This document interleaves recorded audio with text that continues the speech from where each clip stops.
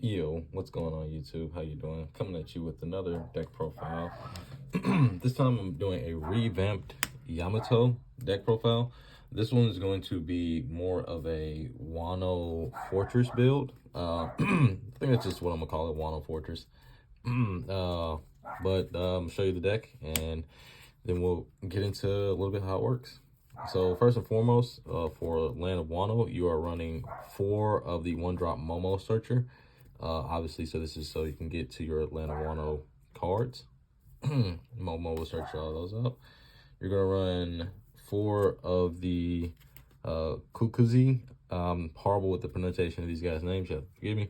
But you want to run 4 of these. This is going to help for matchups whenever your opponent plays a category.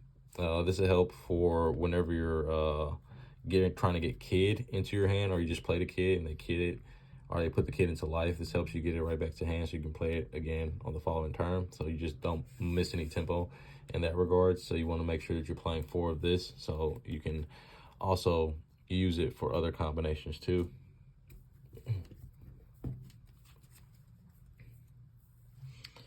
We'll play 4 of the Ezo. 2K counter Land of Wano, also on play, allows you to rest a creature.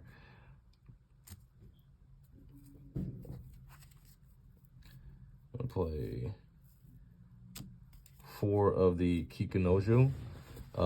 This is just a good beater for the deck. It's Land of Wano. You can place it in life or get out of life, and it's really good for applying board pressure. One of the problems that I've noticed in Fortress Yamato is that if you don't have anything to help create a board presence all the way up to your Adon turn, then your opponent will probably keep all the resources they need in their hand so that whenever the A-drop does hit the field, they'll have an answer for it.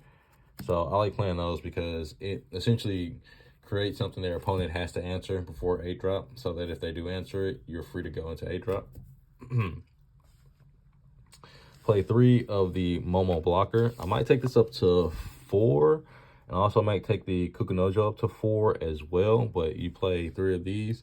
The only thing I don't like about him is he doesn't have counter, but he works really good in conjunction with the previously mentioned Land of Wano cards for increasing your life, allowing you to stay in the game a little bit longer, and just a good blocker for later game plays and late game swings as well.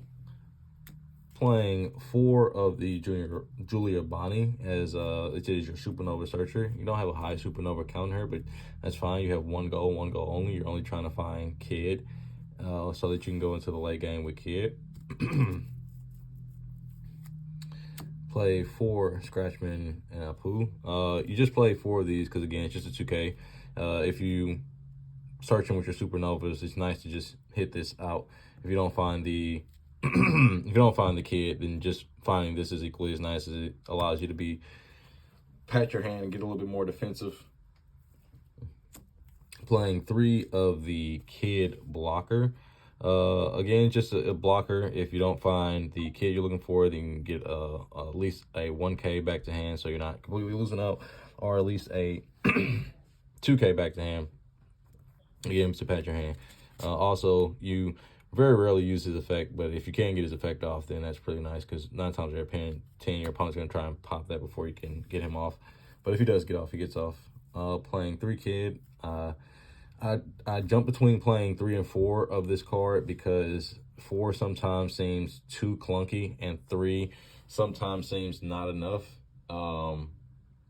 But I don't know. I'm still messing with the ratios on this, but as of right now, playing 3 of the Captain Kid at your top end is what you're trying to look for to help keep the game going a little bit more, so you can try and get a little bit more pressure out of your leader swing. It uses the same kind of concept with Fortress, except it just has a board to build on the way up to this hitting the field. And that just helps for ensuring that your opponent doesn't have anything to answer this, because if your opponent's trying to answer other cards prior to this hitting the board, then they'll use all their resources, and it's going to be in a tough spot for them. That's it for the Supernova and the Land of Wano. Now we're going to go into the non-Supernova, non-Land of Wano cards. going to be 4 of the Rosadante blocker. Rosadante blocker mostly because of the black matchup. He's just a still good blocker in that regards. He can save kid from being popped. Like I say, if you're playing a black matchup, especially like Gekamoria, you throw this down and you throw that down. If they go Lucci, you can still save. If they go Absalon, you can still save. So he's just really good to have as a blocker that makes sure that your kid stays on board. You got the 4 Onami.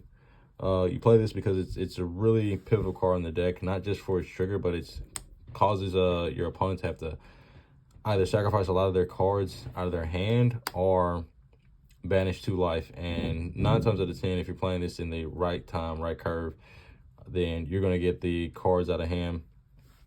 I usually use this mostly to get cards out of hand for my late game. If this does get off, perfect. If it doesn't get off, I'm not like heavily depending on that swing unless I need to get him like to that 3 life.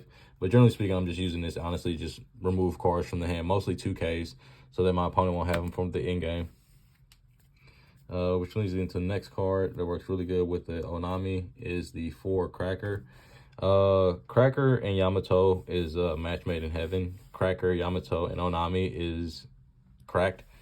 It's a really good card combination. There's so many situations to where if your opponent doesn't expect the Cracker out of life, or you can set the Cracker up with the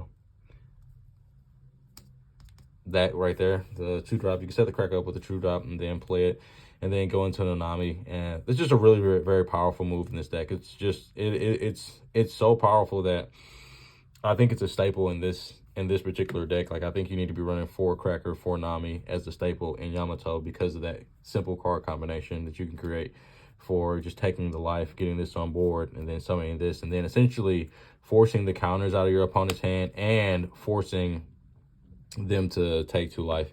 Because 9 times out of 10, they're going to counter out of one of the swings, obviously the one that's going to cause them to banish, and then they're going to accept the other one. So like I said, you can take a lot of counter out of their hand and then take 2 life, or you can just take a lot of counter out of their hand, and then if you have like another Onami set up next turn, you can just try for it next turn, or whatever the situation calls for. It's just really good card. 4 Horty Joins. Horty. Because he's just a good in-game ender.